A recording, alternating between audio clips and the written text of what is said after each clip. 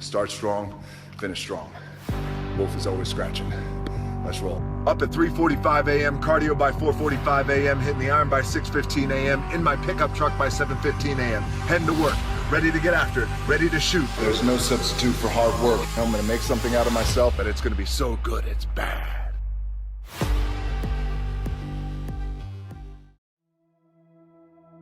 Instead of telling you what I think you should be doing, or how you could be better, or I thought, well, let me just speak from the heart, speak from my gut, and really not have anything prepared, but just tell you what's worked for me.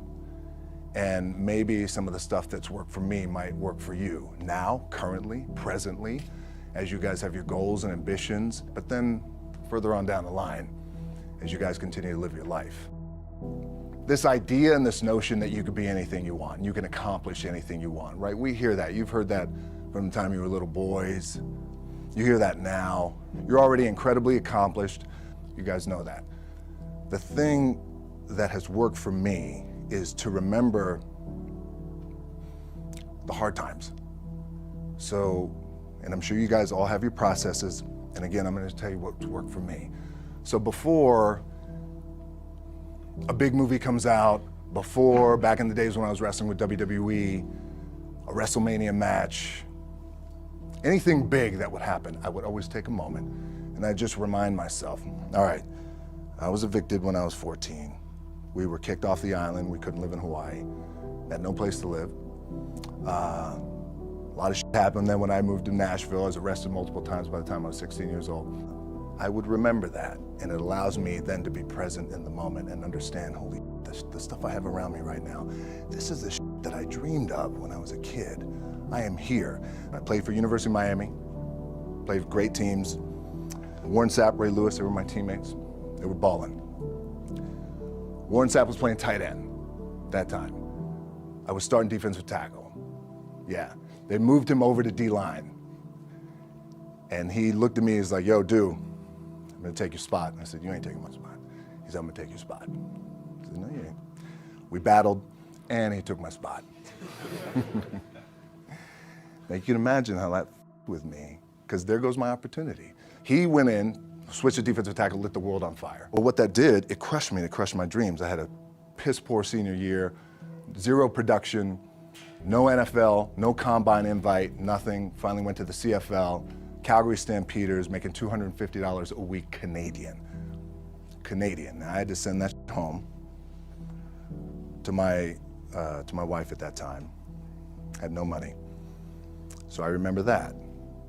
When I got cut from Canada, my dad in his pickup truck came down 4 o'clock in the morning, picked me up in Miami from Tampa. We lived in a little apartment in Tampa. He drove down in his little pickup truck to Miami to get me when I was cut from the CFL.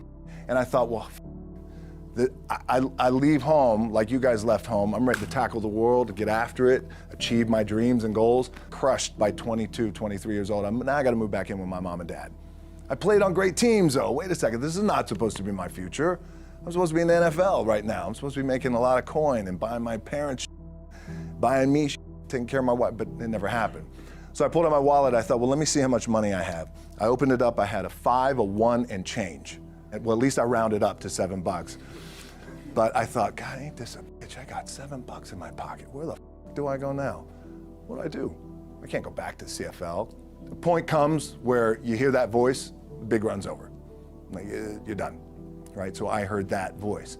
So as Coach was saying, man, I hold on to that. I'm telling you, I keep my back is up against this mother. We laugh, we joke, we have a good time, but my back is still up against this mother. I do not forget it. What this also helps me do, and again, it works for me, is at some point, you gotta be tired of not being number one. You have to be, and you gotta play angry, and I play angry. Now, I'm cool and calm with my approach, and when I step out on my field, which is a set, or, you know, like, there's some, and you're always gonna have haters, and haters are like, well, God damn, man, how many movies are you gonna make, or how much shit are you gonna do? Like, you do a lot of shit. I say, yes, it's my ambition. Of course, why not? I could do it, yeah. I love what I do. And not only that, but in what world do we not work every day?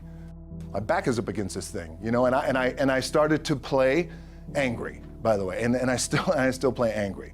My last match, Brock Lesnar, transitioned, and I realized if I had to be great at something, I wanted to be great in this world of Hollywood and movie making and producing and entertainment, I had to commit, and like you guys have to commit. Obviously, you commit to something, commit to the goal. So I quietly retired. 2 years later, I thought, what did I do with my career? Because my movies were not doing well. I was written off. I was like, it was around 2006, 2007. I was like, I left, I pulled a Jim Brown.